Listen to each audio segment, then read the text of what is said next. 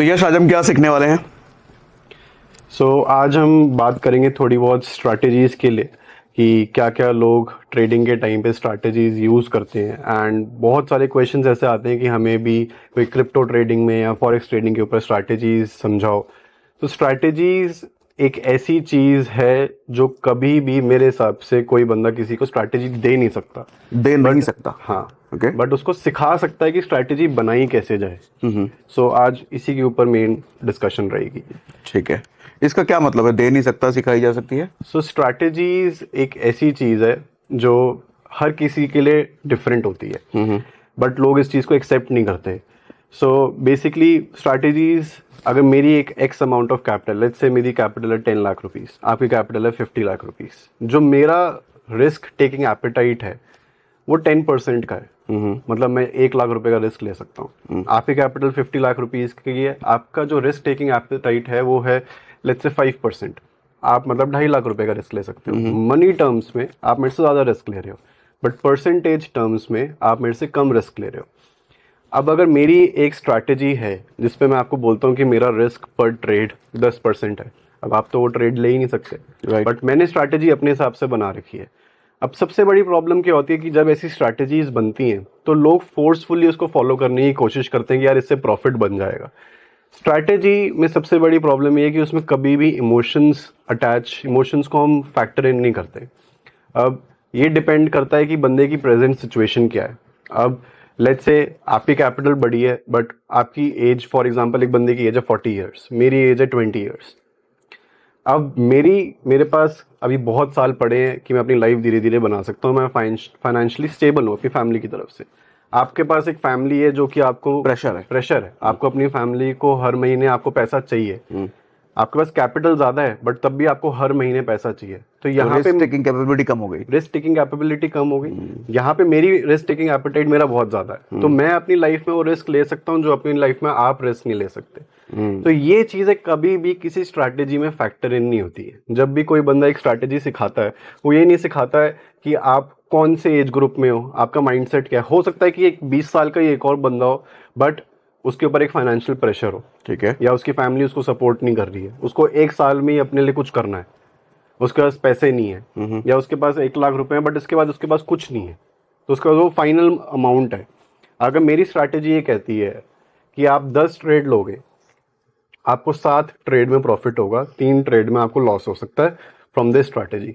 अगर आपके वो पहले 3 ट्रेड ही लॉस में चले गए तो क्या आप वो 7 ट्रेड लोगे? नहीं, छोड़ देंगे। फिर 90% लोग नहीं लेंगे। 10% हो सकता है जिनका माइंड सेट कूल डाउन हो कि नहीं कोई प्रॉब्लम नहीं है, हम ले लेंगे, बट 90% छोड़ देंगे। तो कोई भी स्ट्रैटेजी ऐसी वर्ल्ड में आज तक नहीं बनी। मेरे को ट्रेडिंग करते हुए इस टाइम पे 9 साल से ज्यादा हो चुके हैं। मैंने कोई भी स्ट्रैटेजी आज तक ऐसी नहीं देखी है जो किसी बंदे ने लाइफ टाइम फॉलो करी हो। हाँ, ये जरूर हो सकता है कि आप किसी से ये सीखो कि स्ट्रैटेजी बनाई कैसे जाती है और अपनी खुद की स्ट्रैटेजी पे काम करो। कोई भी स्ट्रैटेजी, पहली बात तो, एक साथ परमानेंटली काम नहीं करती। रीजन बीइंग, मार्केट तो डायनामिक है ना, चाहे वो स्टॉक मार्केट हो, चाहे फॉरेक्स हो, चाहे क्रिप्टो हो, चाहे कमोडिटी मार्केट हो, चाहे गोल्ड हो, कुछ भी हो। हर 3 महीने में, हर 6 महीने में मार्केट अपना नेचर चेंज कर लेती है। जब रिलायंस का शेयर 1500 रुपए पे ट्रेड करता था तो उसका नेचर अलग था। अगर वो 2500 रुपए पे आ गया, उसका नेचर अब अलग है, अलग तरीके से ट्रेड करता है। क्या मतलब ये नेचर अलग है? मेरा मतलब जैसे गोल्ड है, फॉर एग्जांपल गोल्ड से लेते हैं, गोल्ड एक कॉमन एसेट है। तो गोल्ड जब 1800-1900 डॉलर पे ट्रेड करता था तो एक दिन में हार्डली $10 $20 का मूवमेंट देता था। लोगों की स्ट्रैटेजीज उस तरीके से उस पर इम्प्लीमेंट होती थी। उस टाइम पे वर्ल्ड में कोई वॉर सिचुएशन नहीं थी। आज गोल्ड ट्रेड कर रहा है 2300 की रेंज में। वर्ल्ड में वॉर सिचुएशन है, ईरान इसराइल की लड़ाई हो रही है। इस वॉर सिचुएशन की वजह से गोल्ड $2000 क्रॉस करके आज 2300-2400 पे आ गया, क्योंकि वर्ल्ड में वॉर सिचुएशन हो रही है। गोल्ड एक सेफ हेवन एसेट है। जब भी वर्ल्ड में कभी वॉर सिचुएशन बनेगी तो हमेशा लोग वॉलेटाइल एसेट से पैसा निकाल के गोल्ड में पैसा डालते हैं, राइट। तो इस वजह से गोल्ड ऊपर जाता है। अब गोल्ड के डायनामिक्स चेंज हो गए। आज गोल्ड एक दिन में $50-60 $100 का भी मूवमेंट दे देता है। मार्केट की सिचुएशन अलग है, अलग तरीके के इन्वेस्टर्स आ चुके हैं। तो आज गोल्ड पे वो स्ट्रैटेजी इंप्लीमेंट ही नहीं होगी जो स्ट्रैटेजी इंप्लीमेंट होती थी जब वो $1800 पे ट्रेड करता था। तो आप एक स्ट्रैटेजी लाइफ टाइम ट्रेड ही नहीं कर सकते। आप एक स्ट्रैटेजी रोज ट्रेड ही नहीं कर सकते। अब अगर स्टॉक मार्केट फ्राइडे को बंद होती है, आप एक स्ट्रैटेजी पे ट्रेड कर रहे हो, 2 दिन वो बंद रही, सैटरडे संडे मार्केट में बहुत न्यूज़ है। जैसे अभी लास्ट जब ईरान ने अटैक किया, तो सैटरडे को हुई वो न्यूज़, मार्केट बंद, संडे मार्केट बंद थी, मंडे मार्केट खुली। तो क्या आपकी स्ट्रैटेजीज जो फ्राइडे को आपने फंडामेंटल सिचुएशंस इंटरप्रेट भी नहीं करी होंगी, क्या वो काम करेंगी? वो बिल्कुल अलग हो जाएगा। वो बिल्कुल अलग हो जाएगा। तो फ्राइडे अलग था, मंडे बिल्कुल अलग है। तो मार्केट के डायनामिक्स ही ऐसे हैं कि मार्केट स्टेबल तो रहती नहीं, अपना हमेशा उसका नेचर चेंज करती रहती है, हर थोड़े दिन में, हर थोड़े महीने में, डिपेंडिंग अपॉन दी एसेट क्या है। बट जब वो नेचर चेंज करती है तो आपकी स्ट्रैटेजीज 50% स्ट्रैटेजीज तो वहां फेल हो जाती है, और 50% तब फेल हो जाती है जब उसमें इमोशंस इन प्ले आते हैं। तो आप क्या ये कह रहे हो कि दूसरे लोग जो स्ट्रैटेजी सिखाते हैं उनके स्ट्रैटेजी को फॉलो ना किया जाए, क्या ऐसा? नहीं, आप स्ट्रैटेजी सीखो। आप स्ट्रैटेजी, जो आपको स्ट्रैटेजी सिखा रहा है, आप उससे पूछो कि आपने स्ट्रैटेजी बनाई कैसे, किस बेसिस पे बनाई, आपका रिस्क टेकिंग एपेटाइट क्या है। अगर एक बंदा स्ट्रैटेजी में बता रहा है कि मेरा रिस्क टेकिंग एपेटाइट इस स्ट्रैटेजी के हिसाब से, आप रिस्क पर ट्रेड लो 10% या 5% लो। अगर मैं स्ट्रैटेजी बना रहा हूँ और मैंने आपको समझाया कि आप 5% का रिस्क लो, तो एक्चुअल में मेरी लाइफ में मैं कितना रिस्क लेता हूँ, मेरे को आपको ये समझना बहुत जरूरी है। अगर वो 5% मेरे लिए बहुत छोटा है तो मेरे लिए ठीक है ना, मतलब हो सकता है वो 5% किसी और के लिए बहुत बड़ा हो। तो आपको ये समझना जरूरी है कि मैंने वो स्ट्रैटेजी बनाई किस बेसिस पर है, किन इमोशंस पे बनाई है, और वो मार्केट में मैं उसको अप्लाई कैसे करता हूँ। तो मेरे लिए ये समझना बहुत जरूरी है। स्ट्रैटेजी, लोगों से स्ट्रैटेजी मत लो, ये समझो कि उसने स्ट्रैटेजी कैसे बनाई, वो मार्केट में कैसे इंप्लीमेंट कर रहा है, और उसको अपने हिसाब से मोल्ड करके अपनी स्ट्रैटेजी बनाओ। एंड मोस्ट इंपॉर्टेंट, उसके साथ कितना रिस्क एसोसिएटेड है और क्या मैं वो बियर कर सकता हूँ। यस, सबसे इंपॉर्टेंट बात है।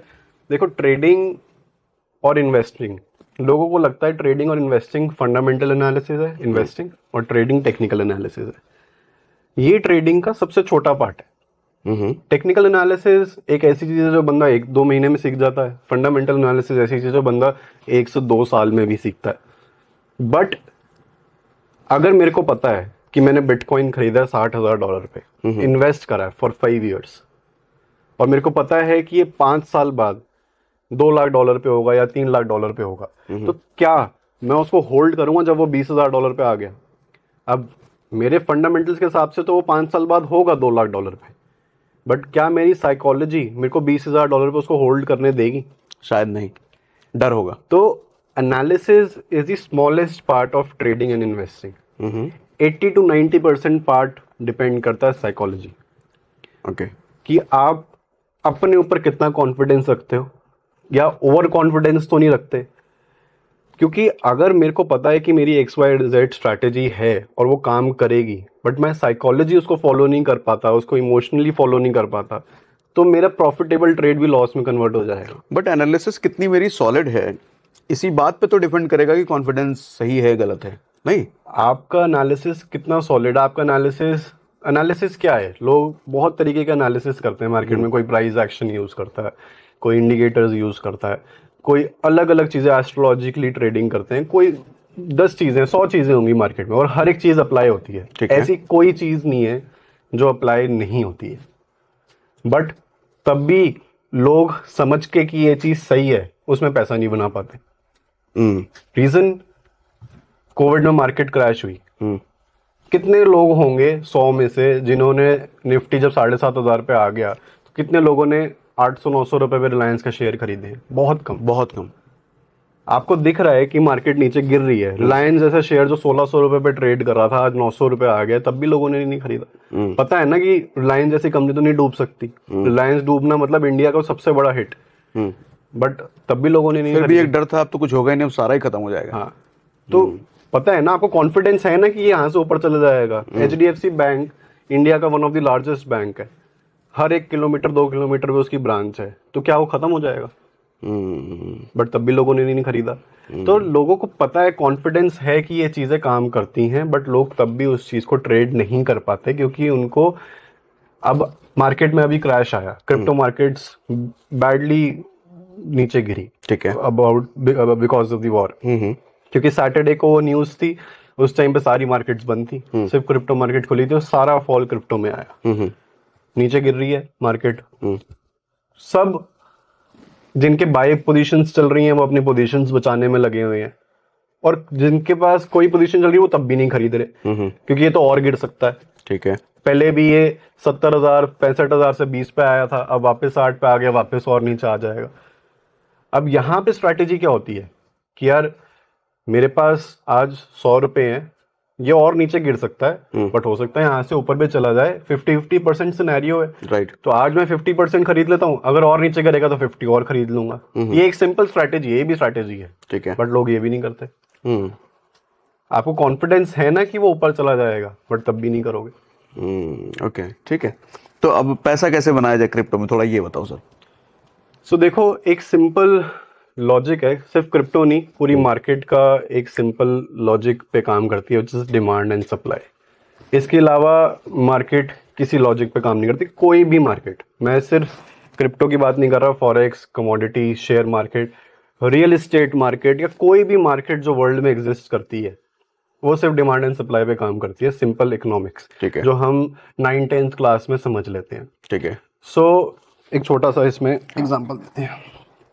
सो लेट्स से कि यहाँ पर प्राइस, मैं एक शेयर की बात कर रहा हूँ जिसका प्राइस है यहाँ पर 100, ठीक है, एंड ये मेरे लिए 100 जो है डिमांड जोन है, एंड ये है 150 जो एक सप्लाई जोन है, ठीक है। डिमांड जोन का मतलब होता है जहाँ पे बाइंग आती है, जहाँ पे बायर्स जो हैं वो सेलर से ज़्यादा हो जाते हैं, एंड जब बायर्स सेलर से ज़्यादा हो जाएंगे तो प्राइस बढ़ेगा। फॉर एग्जांपल, इस पेन की कॉस्ट है 100 रुपये, एंड इसके बायर मेरे पास है 500, बट सप्लाई मतलब मेरे पास क्वांटिटी बेचने के लिए है 50।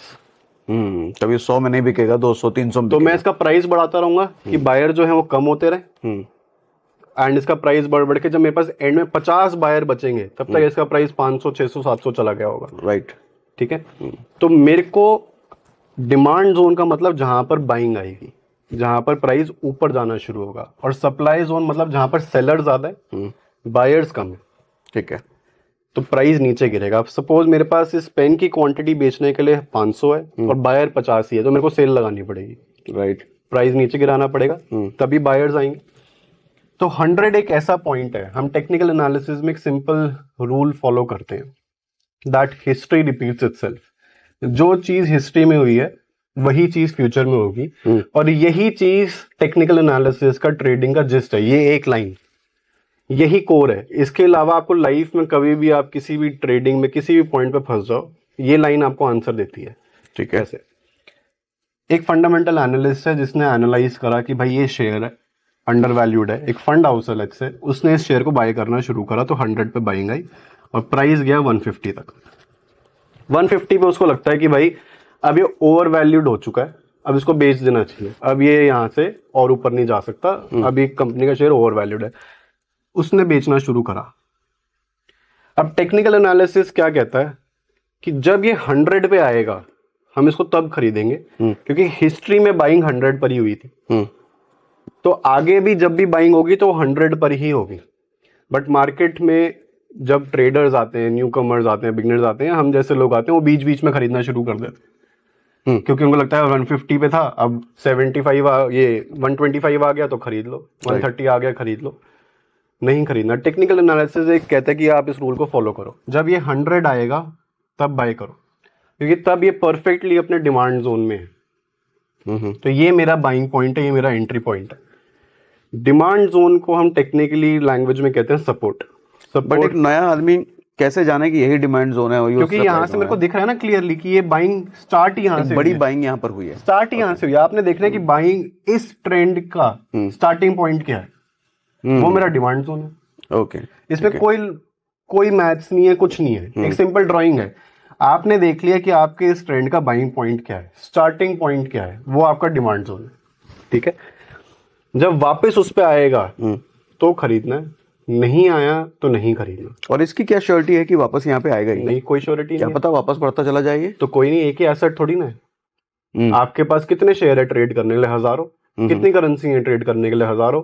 फॉरेक्स कितनी सारी करेंसीज हैं, कितने एसेट्स आपके पास ट्रेड करने के लिए, एक ही के पीछे क्यों भागना है? बस इस पर नजर बना के रखें, नजर बना के रखना। हाँ। और जरूरी थोड़ी ना कि हम एक टाइम फ्रेम पे ट्रेड कर रहे हैं, हो सकता है हम 5 मिनट पे ट्रेड कर रहे हो, तो 5 मिनट पे तो घूम के उस टाइम पे आएगा ही, 1 घंटे पे नहीं आया बट 5 मिनट के लिए तो आएगा ही। अच्छा, अलग अलग टाइम फ्रेम पर भी सेम लॉजिक अप्लाई होता है। अब ये इसको हम क्या कहते हैं टेक्निकल लैंग्वेज में? सपोर्ट। हाँ, डिमांड जोन को हम कहते हैं सपोर्ट। सपोर्ट मतलब जो चीज प्राइस को नीचे ना गिरने दे, सपोर्ट दे, प्राइस को सपोर्ट देगी। प्राइस को सपोर्ट दे। जब आप चेयर पे बैठते हो, आपको सपोर्ट मिल रही है, नीचे नहीं गिरने दे रही है, तो ये चेयर है, सपोर्ट है, प्राइस को नीचे नहीं गिरने देगा। आपने इसी पॉइंट पे बाई करना है, ठीक है। और जब प्राइस यहां से ऊपर जाएगा, आपका टारगेट क्या है? जो मेरा प्रीवियस सेलिंग पॉइंट है, ये। अब 10 में से 3 बारी क्या होगा?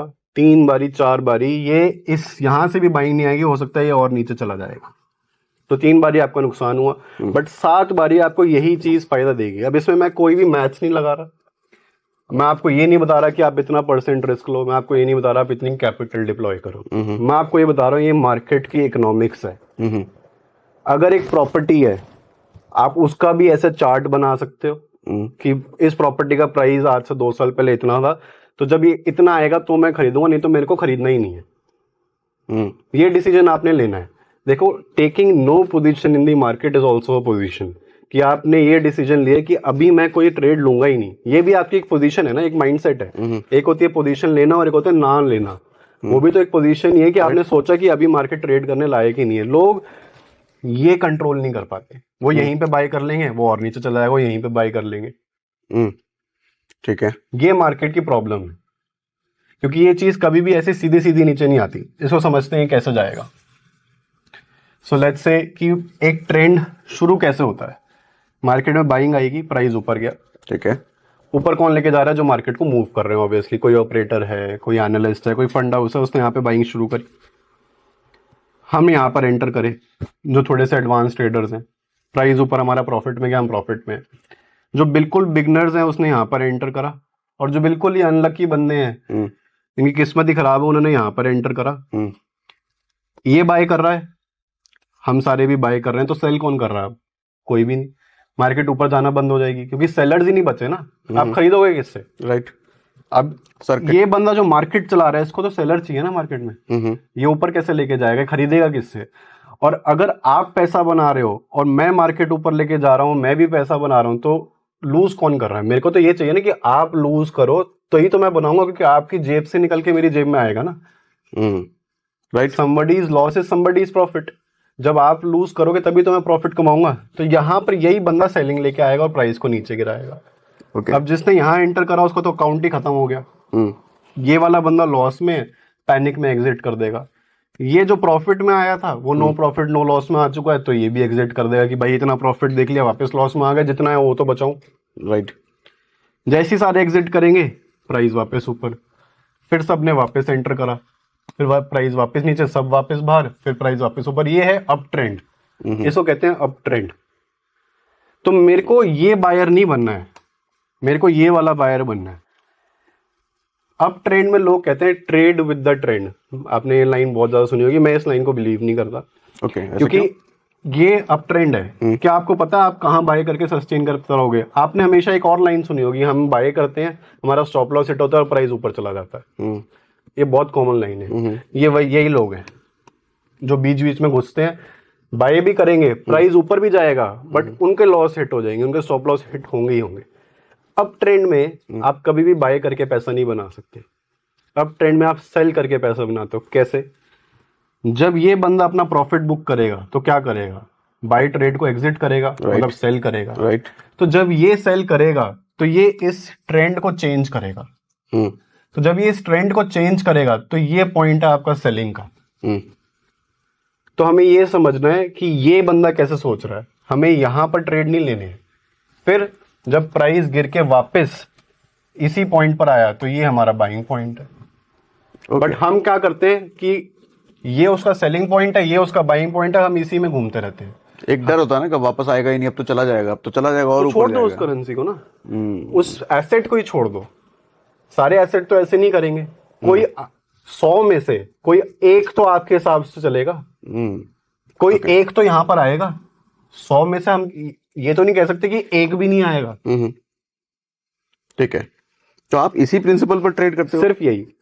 और मैंने जितना अभी आपको बताया है, जितना 5 मिनट में हमने डिस्कस करा, इतना ही है ट्रेडिंग, इससे बाहर ट्रेडिंग नहीं है।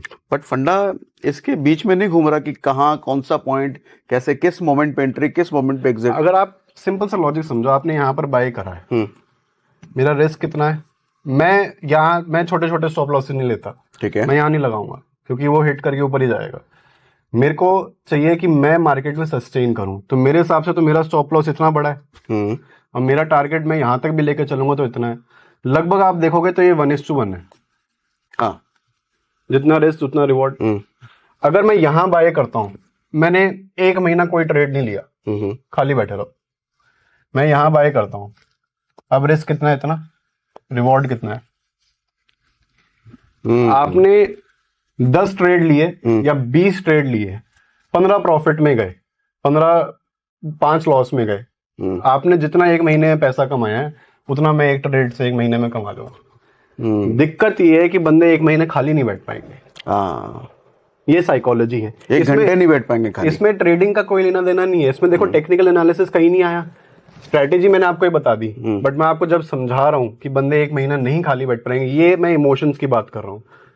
इसमें मेरी स्ट्रैटेजी फेल हो जाएगी क्योंकि बंदा अपना इमोशन ही नहीं कंट्रोल कर पाएगा, तो ये स्ट्रैटेजी कैसे फॉलो करेगा? मैंने आपको बता दिया, अगर आप ऐसे करोगे 1 महीने में एक ट्रेड भी लोगे, आप पैसा बनाओगे 100%। मैं आपको कह रहा हूं, इससे बेस्ट स्ट्रैटेजी ही नहीं है। बॉटम पे बाय करना है। अगर आपको लगता है कि तो और ऊपर जाए जा रहा है, आप छोड़ दो ना उसको, मत लो पोजीशन। क्या एक ही एसेट है? I am not a crypto trader, I am a trader.